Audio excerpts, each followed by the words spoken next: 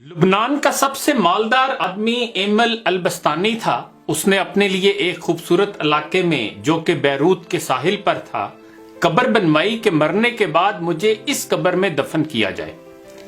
اس کے پاس اپنا ذاتی جہاز تھا اور جب دھماکہ ہوا تو وہ جہاز سمیت سمندر میں ڈوب گیا۔ لاکھوں ڈالر خرچ کرنے کے بعد اس کے جہاز کا پتہ تو چل گیا لیکن لاش نہیں ملی جسے اس قبر میں دفن کیا جائے جو اس نے اپنے لیے بنوائی تھی۔ برطانیہ کا ایک بہت زیادہ مالدار آدمی ایک یہودی روت تشلر تھا۔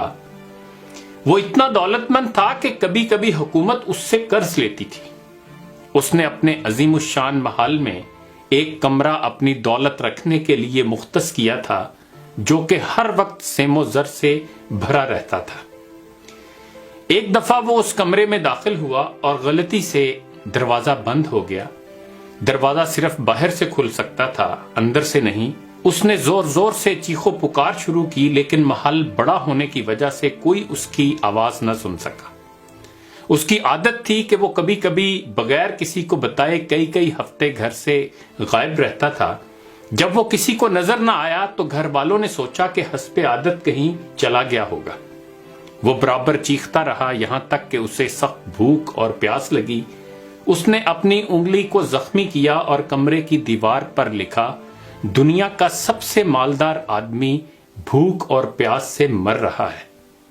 اس کی لاش کئی ہفتے بعد دریافت ہوئی۔ یہ پیغام ہے ان لوگوں کے لیے جو سمجھتے ہیں کہ مال و دولت ہی ہر مشکل کا حل ہے اور دنیا کی ہر ضرورت اس سے پوری کی جا سکتی ہے۔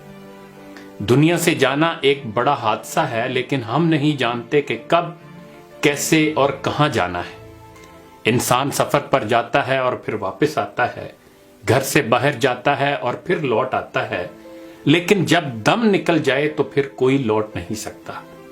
مبارکباد کے قابل ہیں وہ لوگ جو کسی پر ظلم نہیں کرتے، نہ کسی سے نفرت کرتے ہیں، نہ کسی کا دل توڑتے ہیں اور نہ اپنے آپ کو کسی سے برتر سمجھتے ہیں، اس لیے کہ سب کو جانا ہے۔